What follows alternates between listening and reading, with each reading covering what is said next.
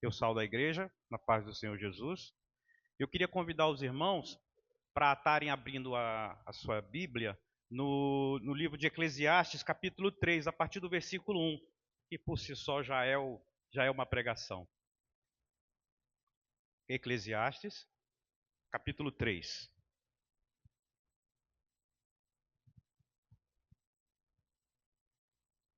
Amém. Já está aqui para mim aparecendo no vídeo. Há um tempo certo para tudo. Um tempo certo para cada atividade debaixo do céu. Há tempo de nascer, há tempo de morrer, tempo de plantar e tempo de colher. Tempo de matar, tempo de curar. Tempo de derrubar e tempo de construir. Tempo de chorar, tempo de rir. Tempo de se entristecer e tempo de dançar. Tempo de espalhar pedras e tempo de ajuntá-las. Tempo de abraçar e tempo de se afastar. Tempo de procurar, tempo de deixar, de buscar, tempo de guardar, tempo de jogar fora, tempo de rasgar, tempo de remendar, tempo de calar, tempo de falar, tempo de amar, tempo de odiar, tempo de guerra, tempo de paz. E o que as pessoas ganham com tanto trabalho árduo? Vi o fardo que Deus pôs sobre toda a humanidade. E, no entanto, Deus fez tudo apropriado para o seu devido tempo. Ele colocou um senso de eternidade no coração humano. Mas, mesmo assim, ninguém é capaz de entender toda a obra de Deus, do começo ao fim. Concluí, portanto, que a melhor coisa a fazer é ser feliz e desfrutar a vida enquanto é possível. Pai querido, Pai amado, em nome de Jesus. Eis-me aqui, Pai, humildemente, pequeno ou menor na sua casa, Senhor Deus, para trazer a Tua palavra, Senhor Deus. Sei da responsabilidade disso, Pai, mas quero que em nome de Jesus, pela Tua misericórdia, não pela minha capacidade, Pai, porque aqui tem gente muito mais capacitada do que eu. Mas eu quero pedir em nome de Jesus, pela Tua misericórdia, pelo Teu amor ao Teu Filho, Teu servo, que o Senhor me use essa noite em nome de Jesus. Tem uma história interessante na vida de Albert Einstein, fantástica. Einstein, quando tinha por volta dos seus 16 anos, conta a história, que ele estava num ponto de ônibus e passou um ônibus. Aí Einstein olhou aquilo e falou assim, Einstein, que não é um ser humano normal, né, em termos de QI, de capacidade intelectual, de coeficiente de inteligência, talvez tenha uma das pessoas mais inteligentes, humanamente falando, na Terra. Ele olhou aquele veículo passando e ele analisou o seguinte: interessante, eu estou aqui, esse carro passou a 40, 50 km por hora. E se eu estivesse, aí ele se perguntando dentro daquela coisa de, isso não é normal num jovem de 16 anos, mas para ele eu creio que sim, ele observou e ele fez a seguinte pergunta: quando ele passa por mim, eu vejo esse veículo em movimento. Aí Einstein parou assim, coisas de cabeça de gente doida, né? Aí ele falou assim, mas espera aí, e se esse ônibus eu tivesse num carro paralelo a ele, do lado dele, na mesma velocidade que ele, como eu viria esse ônibus? Como é que vocês acham que a gente viria? Vocês dirigindo um carro, passa um ônibus do teu lado. Você olhou para o ônibus, olhou para o motorista olhou para você. Você está vendo o ônibus parado. Amém? Isso não é uma aula de física não, tá? Não tem esse cabedal, não tem esse conhecimento. Agora imagina o seguinte. Eu agora aqui nesse momento, eu estou parado. Sob o ponto de vista de vocês, eu estou parado. Bem. E se vocês estivessem agora lá na Lua me olhando, eu estaria parado? Sim ou não? Não, porque a Terra está no movimento a Terra faz dois movimentos naturais. Ela faz uma translação e rotação. Ela tem dois movimentos. Então, se você estivesse me olhando lá do céu, falando assim, e esse rapaz aí de camisa azul clara, ele está em movimento. Amém? Einstein foi mais longe ainda. Ele fez a seguinte pergunta: ora, se eu... Olha, gente, foi em 1915. Olha que loucura, né? Se eu estou vendo o veículo andando, quando ele passa por mim, eu vejo ele em velocidade, ou seja, em movimento. Quando eu estou do lado dele, acelerando o meu carro e eu a 40 quilômetros, eu olho para o motorista, olho para o ônibus, ele está parado. E se eu viajasse à velocidade da luz, 300 mil quilômetros por segundo, como eu veria a luz?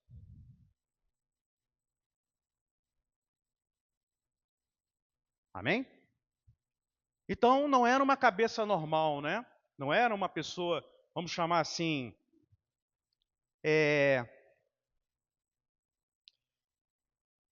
não é um pensamento de um jovem de 16 anos normal hoje. Eu acredito que não tenhamos ninguém com essas perguntas tão importantes, eloquentes. E a partir desse momento, mais tarde, né? Esse evento ocorreu antes de 1915, mas mais tarde o Einstein veio a desenvolver uma teoria que ficou conhecida mundialmente, que todo mundo aqui já deve ter ouvido falar, principalmente quem faz engenharia, quem está envolvido em matemática, que é a teoria da relatividade, que está resumida até naquela fórmula famosa: energia igual a massa vezes a velocidade da luz ao quadrado. Amém? Aonde que eu gostaria de partir hoje do para nós avançarmos? Nós estamos partindo aqui, objetivamente, de uma questão que a gente vai chamar de referencial. A palavra é essa, referencial. Tempo, espaço, dependem de um referencial. E mais de uma coisa, pegando o tempo, Einstein chegou a falar uma coisa que mais tarde pôde ser provada, que aquilo ali causou um choque na física da época, né? Na época isso causou uma grande confusão, porque olha que loucura, ele fala alguma coisa, cria um teorema, cria uma teoria, mas não se pode provar nem contra nem a favor. Mais tarde isso veio ser provado por meio dos aceleradores de partículas, mostrou uma série de coisas que Einstein falou, e até, infelizmente, depois se desenvolveu até a bomba atômica. Foi princípios que o Einstein desenvolveu antes de se pensar em alguma coisa. Tal era a genialidade desse homem. Mas eu não quero avançar nisso, eu queria só... e aquela pergunta ela vai ficar ecoando aqui para a gente, tá? E se eu viajasse na velocidade da luz? Vamos guardar isso até o final. Se tiver algum físico ou engenheiro aí que saiba, por favor, não responda. Não responda não, tá? Mas vamos falar de uma coisa chamada referencial. Esta noite nós vamos falar de referenciais das nossas vidas. Por quê? Einstein foi mais longe. Quando ele diz que o tempo é relativo, ele cria uma situação inusitada, mas muito provável e muito comum na nossa vida, que é o seguinte: quando eu era criança, e vocês devem ter passado por isso, meu pai fazia doce de leite e botava a gente para mexer a panela. Meu Deus, se você ficar 5 minutos mexendo naquela panela, parecia que tinha mexido o quê? 1 hora, 30 minutos, né? Ai, meu Deus, uma coisa desagradável é você ficar mexendo numa panela. O tempo não passa. O tempo não passa. Mas imagina quando a gente ia jogar bola. Jogava bola 1 hora. Gente, aquilo ali parecia que tinha sido 15 minutos. Já acabou, gente? Ah, não, mãe, eu não quero ir, não. Vem tomar banho, menino. Não era assim? O tempo é relativo. O tempo não é uma variável constante. Gente, que loucura. Mas não é. Einstein provou isso pela teoria da relatividade. O tempo não é algo constante. Amém? E isso causou uma grande revolução à época, né? E se eu disser para vocês que Deus também não é linear? Deus não é cartesiano? E se eu disser para vocês assim, gente, então quer dizer que o tempo não é linear? Não. Olha só o que está escrito aqui, ó. Lucas 23, 39. Olha, vamos dar uma olhada nisso aqui. É uma passagem muito conhecida, mas eu gostaria de... Um dos criminosos, pendurado ao lado dele, um dos ladrões que estavam sendo crucificados. Não, todo mundo conhece, mas vamos lá. Então você é Cristo, salve a si mesmo e a nós também. Mas o outro criminoso repreendeu: você não teme a Deus, nem mesmo ao ser condenado à morte? Nós merecemos morrer por nossos crimes, mas este homem não cometeu mal algum. Então ele disse: Jesus, lembre-se de mim quando vier o teu reino. Jesus respondeu: eu lhe asseguro que hoje mesmo, hoje você estará comigo no paraíso. Jesus não é linear. Porque qualquer teólogo que esbarra com isso, fala assim, é loucura. Como é que Jesus vai salvar esse cara? Gente, quem era pregado numa cruz era bandido. Era um crime hediondo, era traidor da pátria, eram pessoas da escória. Até porque todos nós sabemos quanto Cristo sofreu na cruz fisicamente. Né? Até recente, há alguns anos atrás, umas 2 décadas, teve um filme do Mel Gibson, não foi isso? Mostrou a crucificação de Jesus, aquilo trouxe um grande transtorno e um mal-estar no cinema. Teve gente que passou mal, ele simplesmente reproduziu o que aconteceu. Olha o que ele está falando ali. Hoje mesmo você vai estar comigo. Não está escrito ali que ele foi batizado, não está escrito que ele comeu da hóstia, não está dizendo que ele frequentou o culto da igreja de Copacabana, a metodista, não está dizendo nada disso. Jesus não é linear, ele não é cartesiano, Deus não é cartesiano. O tempo de Deus, as coisas de Deus não estão dentro de uma intelectualidade plausível. Eu adoro, olha, um do meu versículo preferido. Se vocês quiserem roubar minha senha, é fácil. 1 Coríntios 118. É minha senha. Aí, ó, meu dinheiro no banco aí. Isso não vai haver problema. A palavra diz assim, porque a palavra da cruz é loucura para os que padecem, mas para nós que somos salvos é poder de Deus. Porque a palavra da cruz é loucura, gente. Ela não está dentro de um conceito odierno, dentro de um conceito cartesiano, dentro de um conceito aonde haja tempo e espaço previsível. E Einstein acabou descobrindo, de certa forma, isso, quando ele disse que há uma relatividade do tempo. Olha também essa questão que eu gostaria, olha essa outra palavra aqui, Mateus 20, 12. Jesus não é cartesiano. Jesus não é assim, João comprou uma bala, pagou R$1. Isso é cartesianismo. Ele vai comprar 10 balas, ele vai pagar R$10. Não. Maria cometeu 100 pecados, pediu perdão aos 100. Jorge cometeu um crime hediondo, pediu perdão. Ambos estão sujeitos a serem salvos. Jesus não é cartesiano. Amém? Mateus, aqueles que trabalharam apenas 1 hora, no entanto, o Senhor lhe pagou a mesma quantia que a nós, que trabalhamos o dia todo no calor intenso. Próxima. O proprietário respondeu a um deles, amigo, não fui injusto. Você não concordou em trabalhar o dia inteiro por uma moeda de prata? Porque o seu dinheiro, pegue o seu dinheiro e vá. Eu quis pagar ao último trabalhador o mesmo que eu paguei a vocês. Jesus não é cartesiano. Esse nosso pensamento assim, eu vou chegar ali, vou dar uma esmola. Então eu estou salvo. Eu vou dar 2 esmolas, eu estou 2 vezes salvo, dou 3 esmolas. Não, Jesus não é cartesiano. Amém?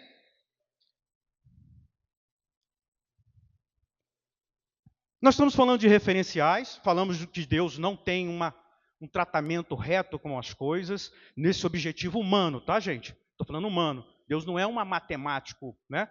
Sob o ponto de vista humano, não é uma matemática de tempo e espaço, conforme nós falamos.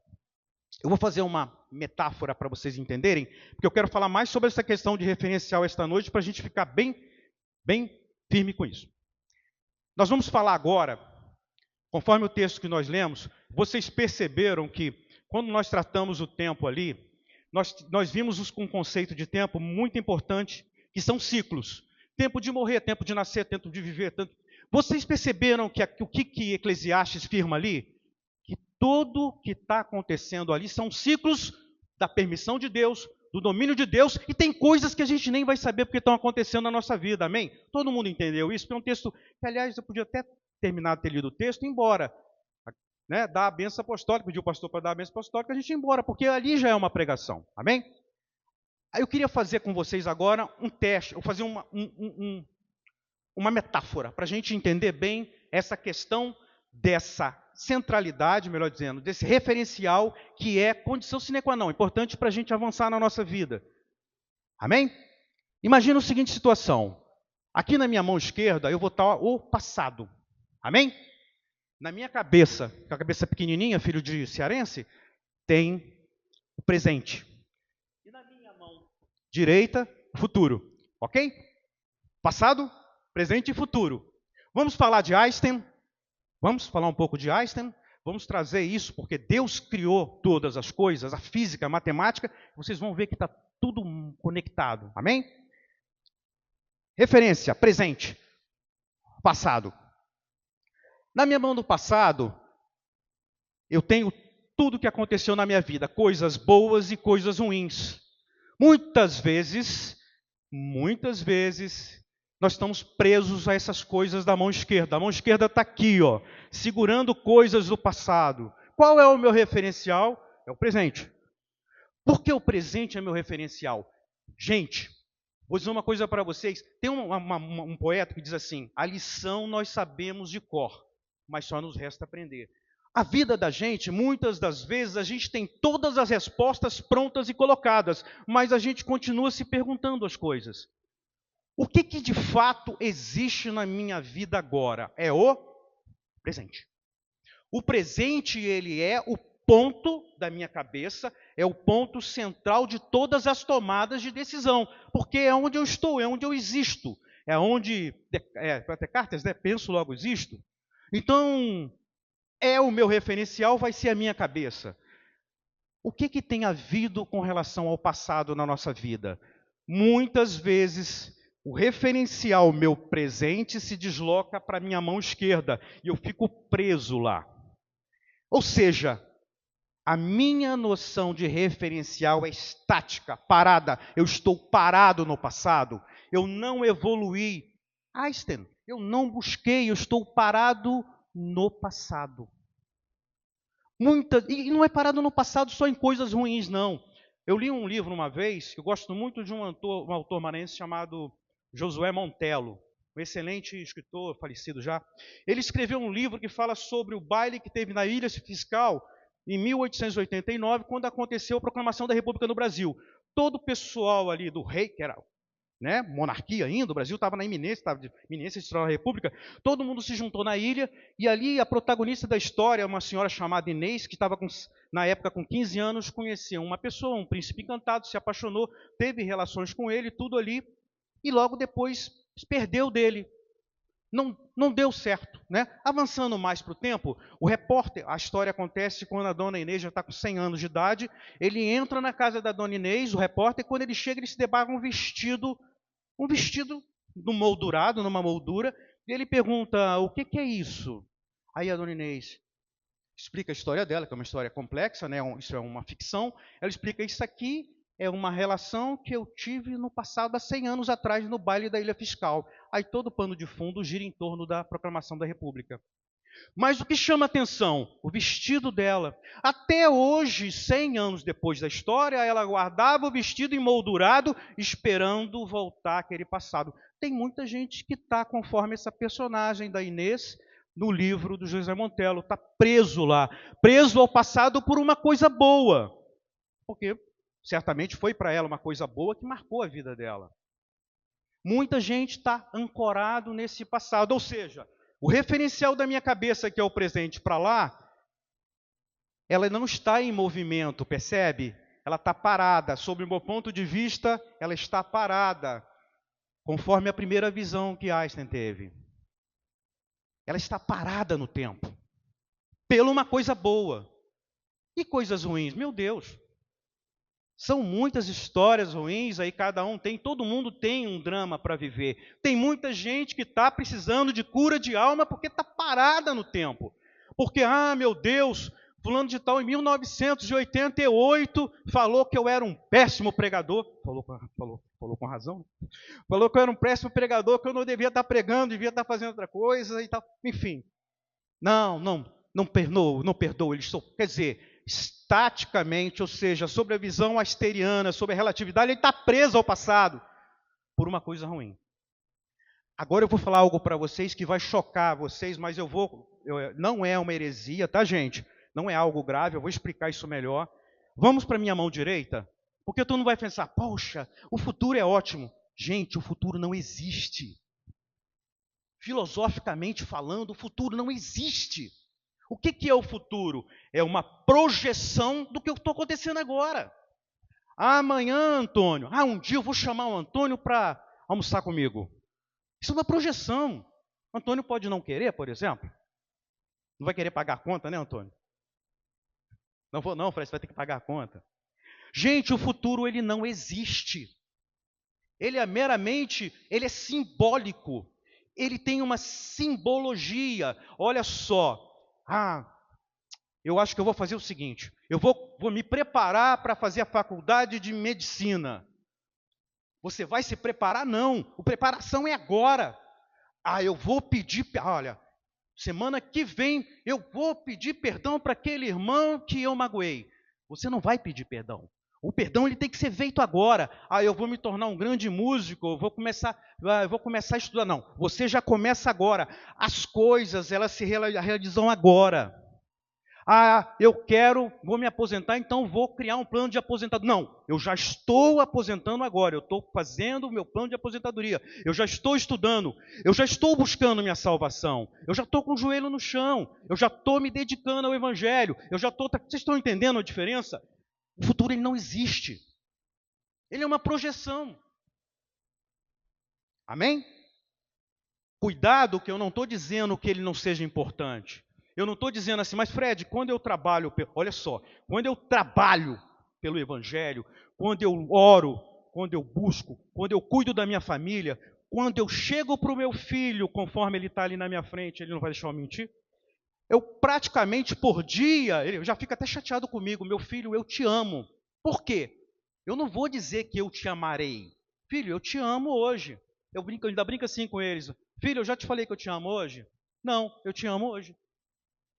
Então, não é uma coisa que eu projeto para o futuro, eu executo, é execuível, é uma coisa que eu faço. Então, o futuro é algo que não existe. E olha o referencial. Fred, usando a teoria de Einstein, como é que você consegue ver o futuro? Olha só o que o futuro está, olha a diferença. Aqui, eu quero que o passado esteja em movimento. Eu desconsidero o passado? Claro que não, porque o passado é uma experiência que eu vivi, mas eu não ancoro nele, eu abandono ele. O passado é apenas um referencial, porque eu sou ser humano e eu não quero botar o dedo na tomada de novo. Vocês querem? Porque se eu despesar o passado, eu vou falar assim, o que acontece se eu meter o dedo nesse buraco ali? O passado, ele me dá esse norte, essa direção. O futuro é algo que eu trabalho agora. Olha o que eu faço com o futuro. O futuro, ele está comigo no presente amarrado. Ele está inerte. Ele deve estar comigo, ele trabalha comigo. Eu quero fazer uma faculdade de engenharia. Não, você quer não, você vai fazer hoje. Você vai chegar lá, vai se inscrever, vai estudar. Eu vou estudar o edital. Eu quero isso, eu quero. Você tem que o querer é agora para você conseguir depois. Amém? O que nós temos aqui então? Um futuro que tem que estar projetado aqui, juntinho com o meu presente. Porque é o amor que você diz agora que vai ter diferença. É você chegar para sua esposa e falar, meu amor, eu te amo. É você fazer, olha, eu estou investindo, meu investimento é agora, é o tempo presente, é o tempo que faz diferença. É o que faz as coisas andarem. Porque se a gente não tiver essa praticidade, que eu também não estou falando de precipitação. Peraí, você está dizendo que eu tenho que fazer tudo agora? Não estou dizendo isso. Eu só estou dizendo que as coisas que realmente acontecem são as coisas que acontecem agora, é o presente. É quando eu falo com vocês. Amém? Aleluia, louvado seja o nome do Senhor. Aleluia.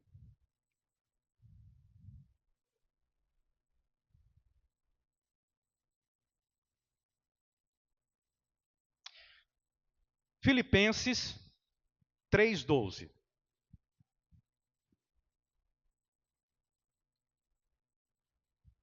Aleluia.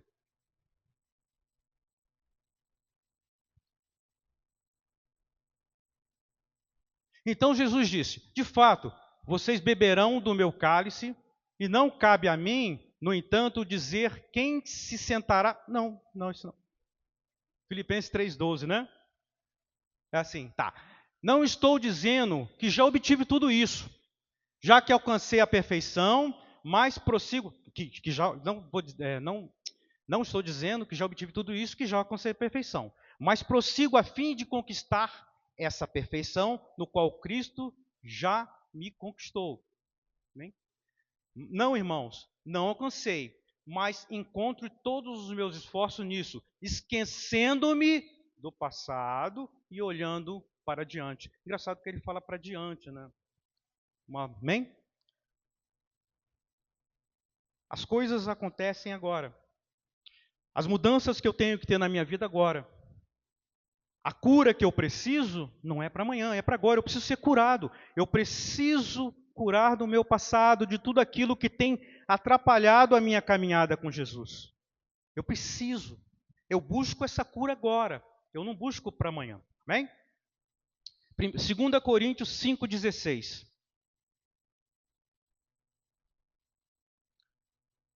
2 Coríntios 5,16. Portanto, não avaliamos mais ninguém do ponto de vista humano. Em outros tempos, pensávamos em Cristo apenas como ponto de vista humano, mas agora conhecemos de modo bem diferente. Logo, pois aquele que está em Cristo se tornou nova criação, nova. A velha vida acabou e a nova vida teve início. Amém? O que está acontecendo com muita gente e que a gente percebe isso? Ainda na metáfora das mãos, tem muita gente acorrentada. Muita gente ainda hoje está acorrentada ao passado, e como a gente até achava que fosse muito positivo pensar só no futuro, mas um futuro que não seja agora trabalhado, agora que não tenha focado, ele é um futuro inútil. Ele é apenas uma mera posição inexistente, uma vez que eu não trabalho esse presente agora. Eu não me foco naquilo que é necessário, vocês compreendem? Não naquilo que é muito teórico.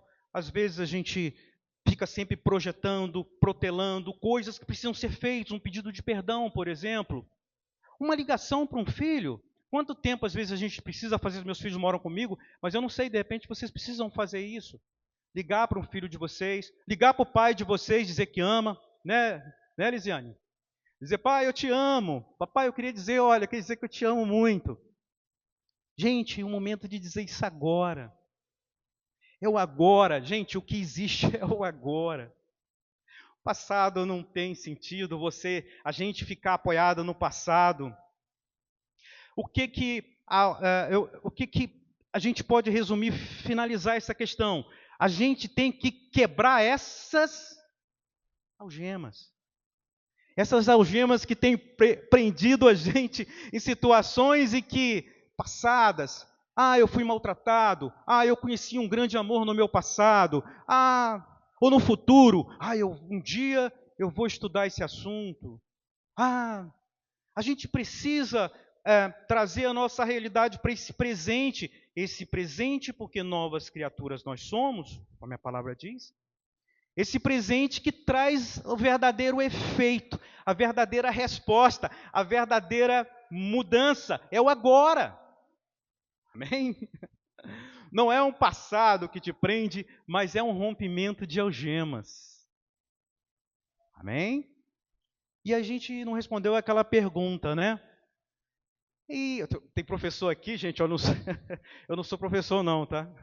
Isso eu me lembrei, foi me lembrando dessas coisas, eu fui falando, certamente, tecnicamente, pode ser que tenha alguma coisa da parte física que eu tenha desprezado, aí você me pegou, os engenheiros de plantão me perdoem. Mas, quando Einstein, voltando à pergunta inicial de Einstein, a gente vai finalizar, hoje tem jogo, né? Não, senão eu vou ser despedido da igreja. Vou mandar fazer minha carta, vai procurar outra igreja. Mas vamos finalizar. Para finalizar, eu queria que vocês... Lembra aquela pergunta que eu falei? Mas o Einstein tal... E se eu tivesse a 340 300 mil quilômetros por segundo. Perdão, 300 mil metros por segundo. Se eu estiver viajando do lado de um carro, está aqui, ó, fazendo a analogia. Quando eu olho para aquele carro, eu olho aquele carro parado. E se eu viajar na velocidade da luz? Bem, antes de eu responder, louvado seja o nome santo do Senhor. Aleluia.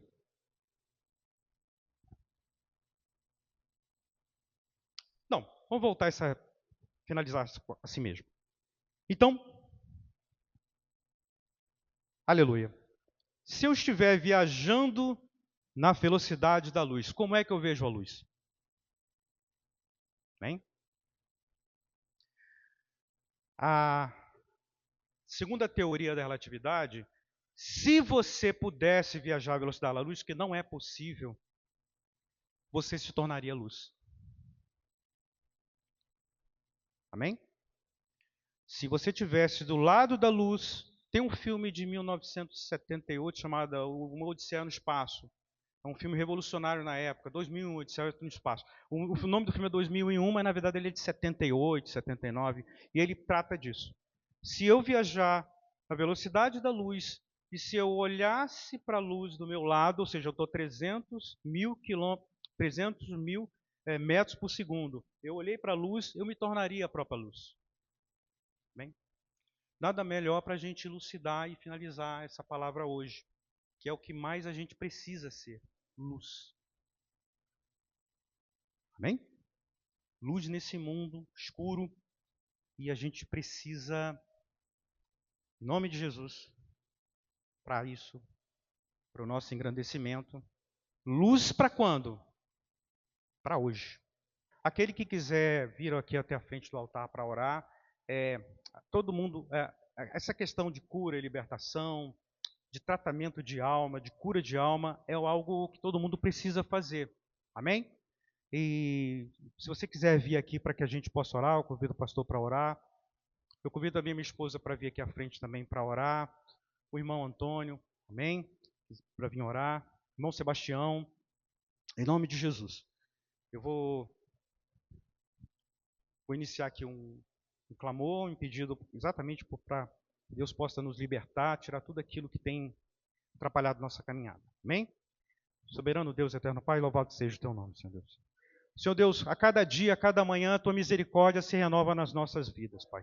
Nós carecemos de ser libertos, Pai. Nós carecemos de ser transformados a cada momento, Pai. E a sua cura, ela precisa vir, Pai, em nome de Jesus, pela tua misericórdia, para que nos liberte, para que nos cure, Pai.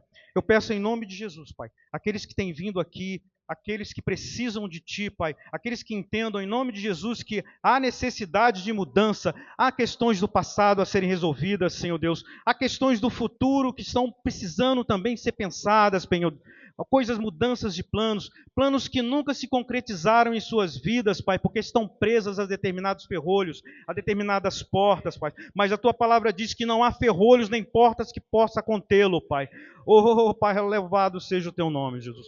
Senhor Deus, em nome de Jesus, fala, Pai. Em nome de Jesus, transforma vidas esta noite, Pai. Em nome de Jesus, Pai, que o Senhor possa aqui, Pai, fazer a Tua obra, porque Tu tens liberdade plena para atuar nesse lugar. Essa casa é Tua, Pai. Essa casa é Tua, Pai, porque Tu és maravilhoso, Jesus. Senhor Deus, aqueles pensamentos do passado, Pai, aquela coisa que ficou no nosso sentimento, no nosso coração, Pai, que o Senhor venha curar, Pai, venha tirar. Senhor Deus, aquilo que ficou, a coisa boa também, Pai, em nome de Jesus, que o Senhor tire aqueles pensamentos que vem trazendo, Pai, vem atrapalhando a nossa caminhada, vem atrapalhando, Senhor Deus, o nosso andar, vem atrapalhando o nosso presente, Jesus, vem atrapalhando objetivamente a nossa vida, a nossa caminhada junto a Ti, Pai. Senhor Deus, em nome de Jesus, vai tirando, vai cortando, vai tirando todos os maus pensamentos, tudo que não for de Ti, Pai, tudo aquilo que vem atrapalhar, tudo que vem em nome de Jesus, Pai, bloquear nosso crescimento junto a Ti, Pai. Senhor Deus, por meio do Teu Santo Espírito, eu peço que o Senhor venha,